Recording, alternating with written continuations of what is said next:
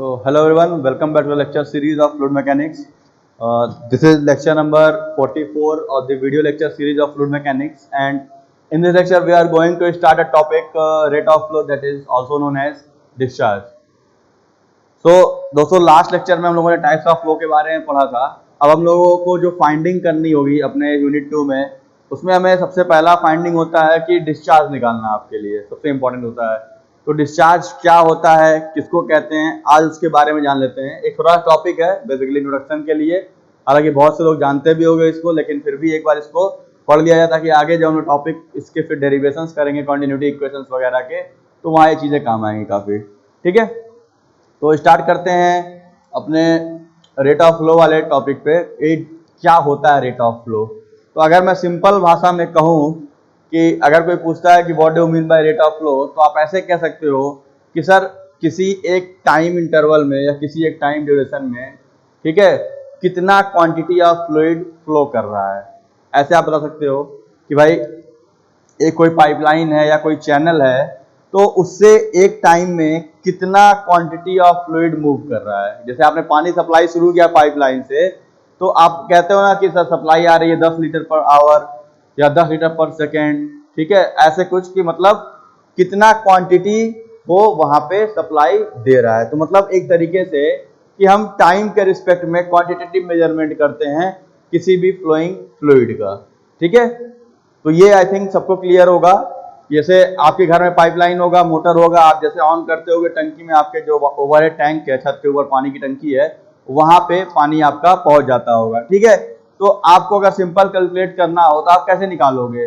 तो आप क्या करोगे कि टंकी का वॉल्यूम मान लिया कि मान लो आपके टंकी का वॉल्यूम 500 लीटर है, आपने मोटर ऑन किया, अपने घर का पंप ऑन किया, तो आपको मालूम चल रहा है कि पंप ऑन करने के बाद मेरे जो एक तरीके देखा जाए तो 15 या 20 मिनट, मान लो 20 मिनट का टाइम लेते हैं, तो 20 मिनट में मेरी पानी की टंकी पूरी भर जा रही है। ठीक है, तो आप क्या निकालोगे कि सर 500 लीटर का वॉल्यूम था और 20 मिनट में उसने उस 500 लीटर वॉल्यूम पे टंकी को पूरा पूरा फिलअप कर दिया। ठीक, तो अब आपसे पूछेगा कि भाई रेट ऑफ फ्लो क्या हुआ? तो रेट ऑफ फ्लो का मतलब कि पर सेकेंड कितना क्वांटिटी ऑफ फ्लूइड वहां पे गया होगा।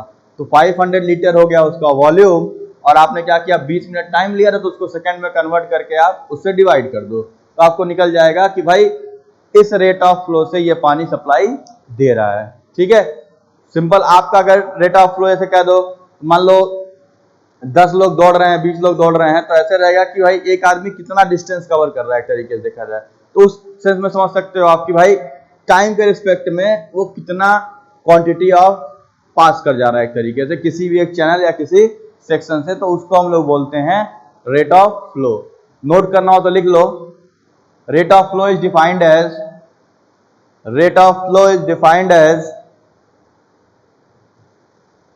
the quantity of fluid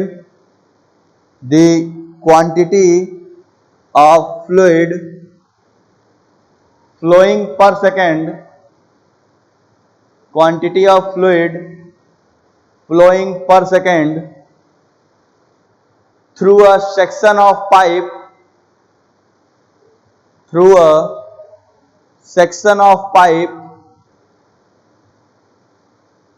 or a channel,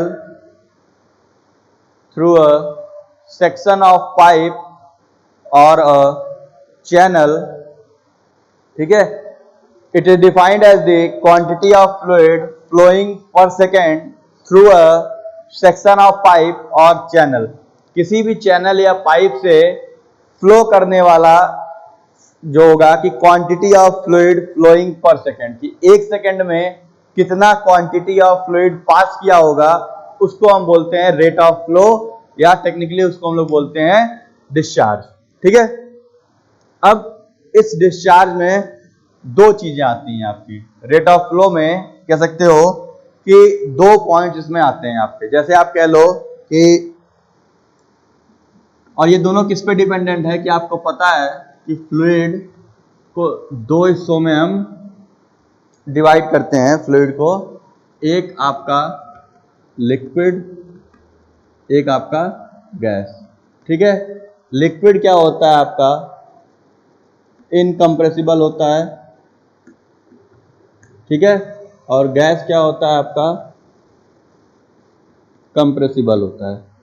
ठीक, ये हो गया आपका। तो अब ये जो रेट ऑफ फ्लो का डिफिनीशन है ये तो वही रहता है कि quantity of fluid flowing per second. अगर लिखना हो तो लिख सकते हो आप ऐसे, रेट ऑफ फ्लो क्या हो जाएगा, simple quantity of fluid flowing per second. ठीक, अब आते हैं कि भाई, और इसी को हम डिस्चार्ज बोलते हैं।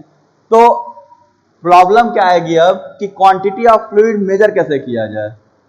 ठीक है, दो तरह के फ्लूइड होते हैं, लिक्विड और गैस, और एक मतलब इनकम्प्रेसिबल और एक आपका कंप्रेसिबल। तो कंप्रेसिबल में प्रॉब्लम क्या है कि क्वांटिटी ऑफ फ्लूइड का मेजरमेंट कैसे किया जाए।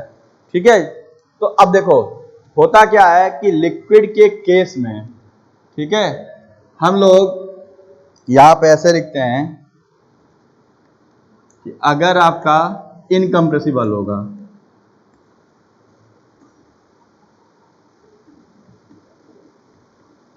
इनकम्प्रेसिबल फ्लूइड के लिए जो रेट ऑफ फ्लो होता है वो आपका होता है वॉल्यूम पर सेकेंड। ठीक है, मतलब जैसे आपका वॉल्यूम पर सेकेंड लिखो तो ये मतलब क्या हो गया, मीटर क्यूब पर सेकेंड। मतलब अगर आपका इनकम्प्रेसिबल फ्लूइड है जैसे पानी, तो पानी का रेट ऑफ फ्लो कैसे निकलता है कि 10 लीटर पर सेकेंड इसका डिस्चार्ज है, या 1 लीटर पर सेकेंड इसका डिस्चार्ज है। इसका मतलब क्या हो गया कि आपका जो फ्लो हो रहा है, ठीक है, उसका क्या डिस्चार्ज होगा। आप ऐसे कह सकते हो कि सर 10 लीटर पर सेकेंड का डिस्चार्ज है और वो इस तरीके से मतलब जा रहा है, तो उससे आप निकाल सकते हो भाई 10 सेकंड में 100 लीटर हो जाएगा, 20 सेकंड में आपका 200 लीटर हो जाएगा। तो इस तरीके से वो वेरी कर सकता है।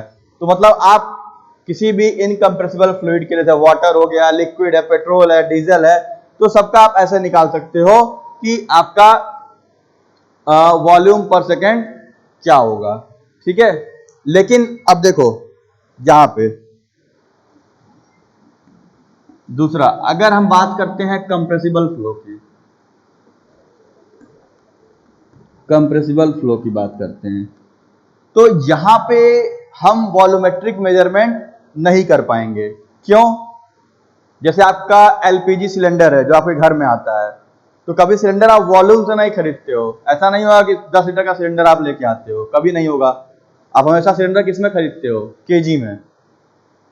कोई ऐसा है जो सिलेंडर अपना वॉल्यूम में खरीदता है कि भाई 10 लीटर गैस दे दो हमको, ऐसा कभी नहीं देखे होगे। जो सिलेंडर्स आते हैं वो किस में आते हैं, केजी में। ठीक है, 14.6 केजी का होता है।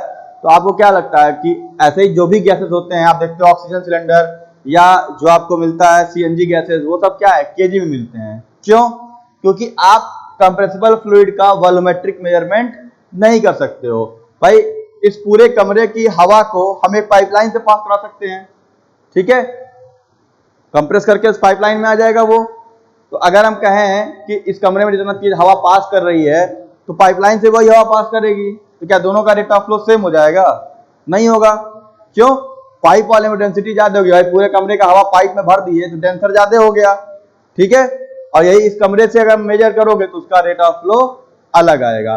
तो जब हमारा कोई कंप्रेसिबल फ्लूइड होगा तो हम उसमें वॉल्यूमेट्रिक मेजरमेंट नहीं करते हैं, मतलब पॉसिबल ही नहीं है। भाई इस बॉटल से, पानी की बॉटल है, आप खरीदते हो तो मिलता है 1 लीटर पानी मिलता है आपको, तो क्या 1 लीटर गैस खरीदने जाओगे कहीं पे कि भाई 1 लीटर ऑक्सीजन दे दो हमको? नहीं मिलेगा, क्योंकि भाई 1 लीटर में ऑक्सीजन भराओगे तो वो इस बॉटल के ऊपर डिपेंड करता है कि कितना प्रेशर झेल सकता है। अगर ये स्टील की बॉटल होगी तो इसे बहुत सा ऑक्सीजन भर दोगे कंप्रेस करके, हो सकता है ना कि भाई कंप्रेसिबिलिटी ज्यादा है इसमें, मतलब कंप्रेस करते जा रहे हो करते जा रहे हो, बॉटल का ब्रेकेज नहीं हो रहा है कहीं भी, तो पूरे कमरे की गैस इस बॉटल में भर सकते हो कंप्रेस करके, ठीक है। लेकिन ओपन कर दोगे तो पूरे उस कमरे में आ जाएगा ओपन होके। तो मेरा समझाने का मतलब ये है कि कंप्रेसिबल फ्लूइड में अगर हम वॉल्यूमेट्रिक मेजरमेंट पे जाते हैं तो हम उससे एक्यूरेट रीडिंग फाइंडिंग नहीं हो पाएगी हमारी, क्योंकि भाई इनकम्प्रेसिबल है तो मतलब क्या है कि तुरंत फैलेगा वो, जैसे जो वॉल्यूम मिला उसमें तुरंत वो फैल जाएगा उतने एरिया में। तो उससे आप एग्जैक्ट रेट ऑफ फ्लो नहीं निकाल सकते हो। ठीक है, तो जब कंप्रेसिबल फ्लो आता है तो यहां पे हम लोग वेट पर सेकेंड ले लेते हैं। ठीक है, जैसे कहीं गैस सप्लाई जा रही होगी तो उसका हम निकालते हैं रेट ऑफ फ्लो गैस पर सेकेंड में। मतलब कहने का ये होगा कि जैसे ऑक्सीजन है तो ऑक्सीजन जा रहा हो तो बता देंगे भाई 10 न्यूटन पर सेकेंड। ठीक है, मतलब क्या हो गया, ये किस में आ जाएगा, न्यूटन पर सेकेंड में। तो यानी इनकम्प्रेसिबल यानी वॉल्यूमेट्रिक मेजरमेंट अगर होता है तो मीटर क्यूब पर सेकेंड, तो ये बेसिकली किस में आता है, जितने भी लिक्विड्स होते हैं उनका हम वॉल्यूमेट्रिक मेजरमेंट करते हैं। ठीक है, और जितने भी आपके गैसेस होते हैं उनका हम वेट से निकालते हैं कि वेट पर सेकेंड कितना जा रहा है। तो आप देखो जो भी आप गैस खरीदते हो सब आपको वेट से मिलता है, बाई वेट कितना होगा वो। ठीक है, अब देखो अगर इसको ऐसे देखना चाहो तो इसीलिए आप जाते हो ना तो पेट्रोल पंप्स वगैरह पे आप देखोगे एक डेंसिटी का मीटर लगा होता है, जहां आपका रेट लिखता है ना, पेट्रोल जब भराते हो तो उसमें देखना एक रेट लिखता है 71 रुपए, 82 रुपए, 83, जो भी रेट लिखता होगा, तो उसके बगल में एक डेंसिटी का कॉलम होता है जो उस पेट्रोल की डेंसिटी बताता है आपको।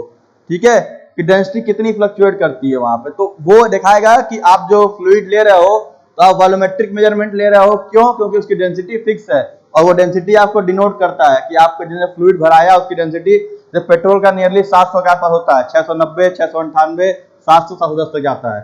तो आप जब भी जाओगे पेट्रोल टैंक पे ध्यान देना, वहां पे मीटर के ऊपर एक डेंसिटी मीटर लगा होता है उसके ठीक बगल में, जिसमें 690, 700, 682 ऐसे रीडिंग आती रहती है।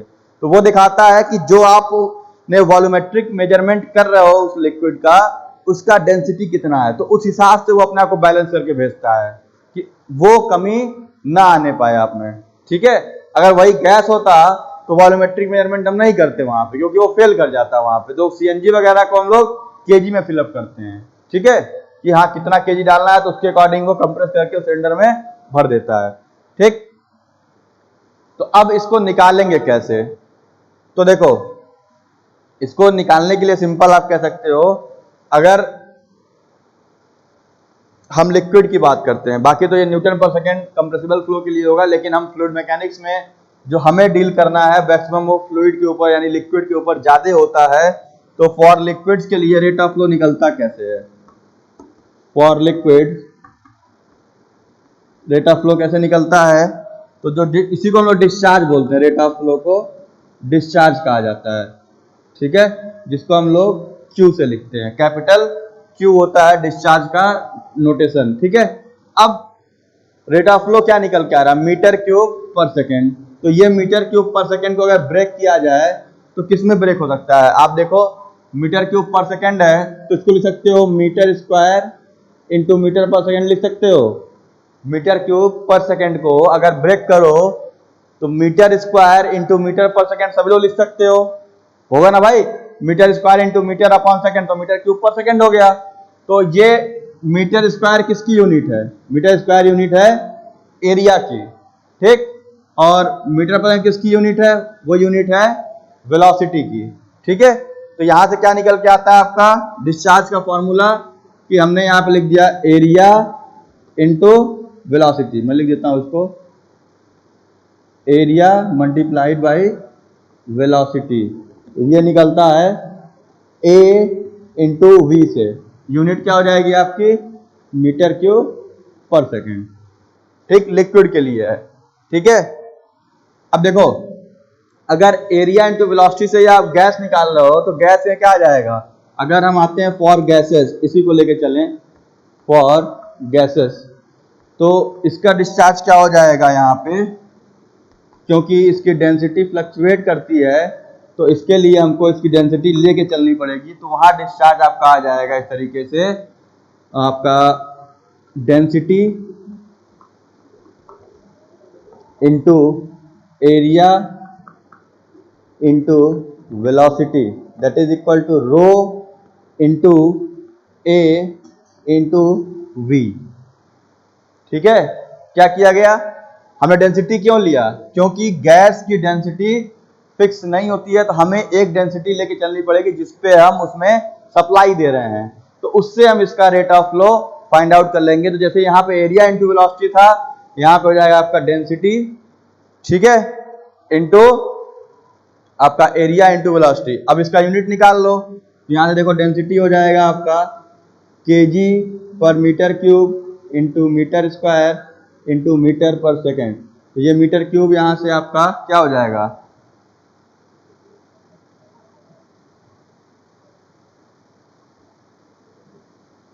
ठीक है। तो ये आपका केजी पर सेकेंड हो जाएगा एक तरीके से देखा जाए तो यहां से आप इसकी यूनिट भी फाइंडिंग कर सकते हो कि मास यहाँ पे क्या आ जाएगा, ये मास ऑफ फ्लूइड पासिंग पर सेकंड बता रहा है, क्या आ रहा है केजी पर सेकंड। केजी किसका यूनिट है, मास का, ठीक है।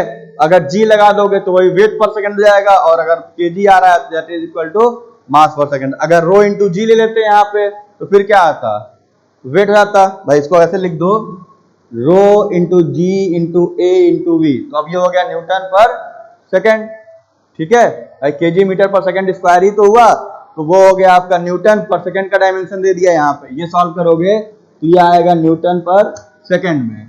तो यहाँ आप कह दो कि mass rate of flow that is equal to rho a v होता है, इसको हम लोग बोलते हैं मास रेट ऑफ फ्लो, ठीक है, रो इंटू ए इंटू वी।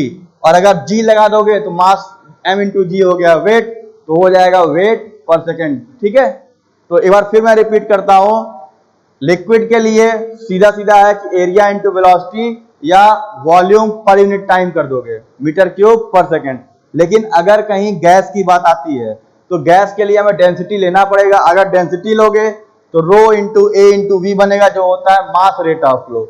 और अगर हम लोग क्या करते हैं कि केवल आपका जी भी लगा लेंगे तो रो जी ए इंटू वी आएगा, तो ये हो जाएगा न्यूटन पर सेकंड। तो यानी मास रेट ऑफ फ्लो या वेट पर यूनिट या पर सेकंड, तो ये आपका हो जाएगा डिस्चार्ज का फॉर्मूला, ठीक है। ये आपका है रेट ऑफ फ्लो कैसे लिखते हैं। तो इन जनरल आप लोग देखते होंगे तो ये लिख के आता है मैक्सिमम जगहों पे कि Q is equal to A into v discharge. लेकिन ये लिक्विड के लिए एप्लीकेबल होता है, गैसेस के लिए डेंसिटी आपको रखनी पड़ेगी। लेकिन इन जनरल हम लोग फ्लूइड मैकेनिक्स में जो भी प्रॉब्लम सॉल्व करते हैं उसमें लिक्विड के ज्यादा रहते हैं, पेट्रोल डीजल वाटर पे ज्यादा देता है, तो उसके लिए हम लोग rho Q equal to area into velocity ही लेके चलते हैं। तो डिस्चार्ज निकालने का तरीका क्या हो गया, area multiplied by velocity. Area किसका लोगे, जिस चैनल में वो फ्लो कर रहा है, जिस पाइपलाइन में फ्लो कर रहा है उसका एरिया लेते हैं।